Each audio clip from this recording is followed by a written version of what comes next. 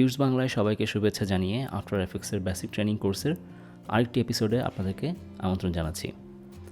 After এফেক্টসে কোনো একটি প্রজেক্টে কাজ করার সময় আমাদেরকে বিভিন্ন ধরনের ফাইল বা অ্যাসেট নিয়ে কাজ করতে হয়, কিন্তু তার আগে সেই অ্যাসেটগুলোকে আমাদেরকে প্রজেক্ট প্যানেলে ইম্পোর্ট করে আনতে হয়।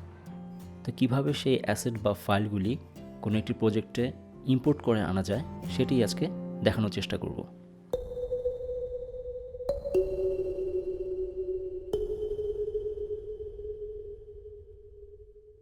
আফটার এফেক্টসের ফাইল বা অ্যাসেট আমরা বেশ কয়েকভাবে ইম্পোর্ট করতে পারি।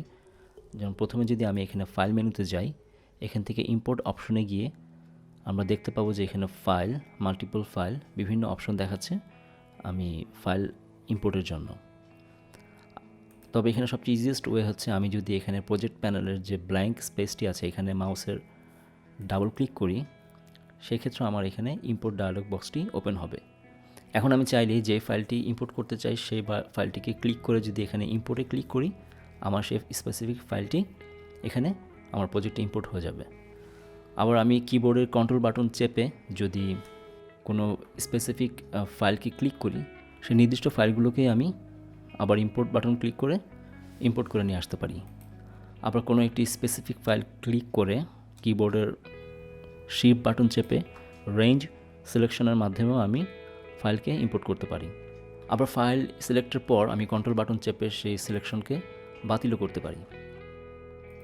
আমি যদি এখানে এক্সপ্লোরার থেকে একটু ব্যাকে যাই, সেই ক্ষেত্রে দেখা যাচ্ছে যে আমার এই ফাইলগুলো যে ফোল্ডারে ছিল আমি সেই সম্পূর্ণ ফোল্ডারটিও কিন্তু চাইলে প্রজেক্ট প্যানেলে ইম্পোর্ট করে নিয়ে আসতে পারি। সেই ক্ষেত্রে এই ফোল্ডারটি সিলেক্ট করে আমি এখানে নিচে এই ইম্পোর্ট ফোল্ডার অপশনে যদি ক্লিক করি, দেখা যাবে যে আমার এই সম্পূর্ণ ফোল্ডারটি সেই অ্যাসেটগুলো সহ এখানে ইম্পোর্ট হয়ে যাবে।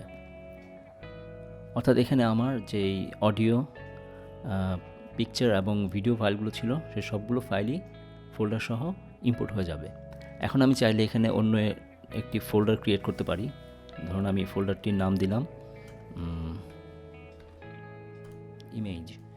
ইমেজ দিয়ে আমি এখানে আমার যেই ইমেজ ফাইলগুলো ছিল সেগুলোকে আমি এই ইমেজ ফোল্ডারের মধ্যে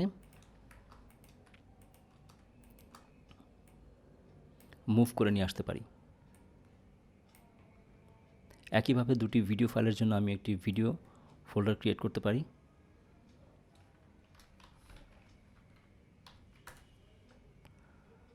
আমার যে ভিডিও যে দুটি ফাইল আছে সেই ভিডিও ফাইল দুটিকে আমি এই ভিডিও ফোল্ডারে নিয়ে আসি।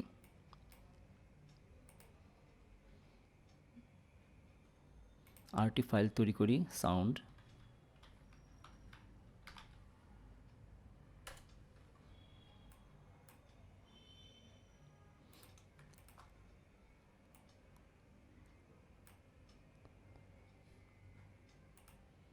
অর্থাৎ ফাইল ইম্পোর্টের পর আমরা ফাইলগুলোকে ক্যাটাগরি অনুযায়ী যদি বিভিন্ন ফোল্ডারে এভাবে সাজিয়ে রাখি, সেক্ষেত্রে আমার পরবর্তীতে কাজের জন্য ফাইলগুলো খুঁজে পেতে অনেক বেশি সুবিধা হবে এবং এটি একটি গুড প্র্যাকটিস।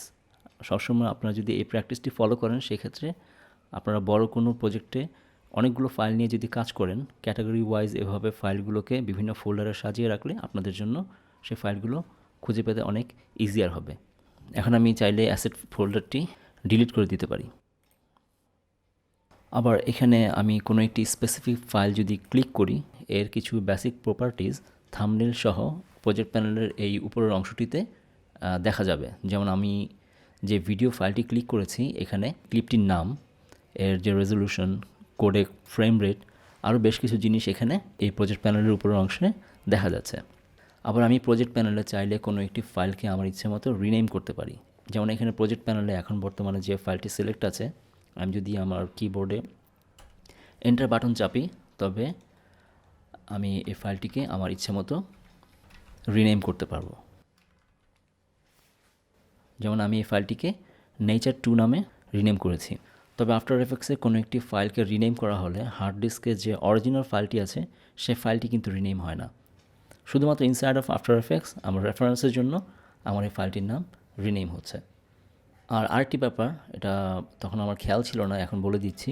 আমরা ফাইল ইম্পোর্টের যে প্রসিডিউরগুলো দেখিয়েছিলাম সেগুলো ছাড়াও আমরা যদি কোনো একটি ফাইলকে ইম্পোর্ট করতে চাই, আমরা সরাসরি এক্সপ্লোরার থেকে সে ফাইলটি ক্লিক করে যদি ড্র্যাগ করে প্রজেক্ট প্যানেলের উপর নিয়ে আসি, সেই ক্ষেত্রেও কিন্তু আমার ফাইলটি আমার এই প্রজেক্ট প্যানেলে সরাসরি ইম্পোর্ট হয়ে যাবে। অর্থাৎ আমি ড্র্যাগ অ্যান্ড ড্রপের মাধ্যমেও কোনো একটি ফাইলকে সরাসরি আফটার এফেক্টসের প্রজেক্ট প্যানেলে ইম্পোর্ট করতে পারি। অর্থাৎ আজকে আমরা দেখলাম আফটার এফেক্টসের কোনো একটি প্রজেক্টে কীভাবে আমরা বিভিন্ন ধরনের ফাইল বা অ্যাসেট ইম্পোর্ট করে নিয়ে আসতে পারি। কিন্তু এই ফাইলগুলো দিয়ে আমরা কিছুই করতে পারবো না যতক্ষণ পর্যন্ত না কম্পোজিশন ক্রিয়েট করা না হয়। তাই আমরা নেক্সট লেসনে আলোচনা করব কম্পোজিশন নিয়ে এবং কম্পোজিশনের বিভিন্ন সেটিংস নিয়ে। নেক্সট ভিডিওতে আবার দেখা হচ্ছে। আজকে এই পর্যন্তই। সবাই ভালো থাকুন।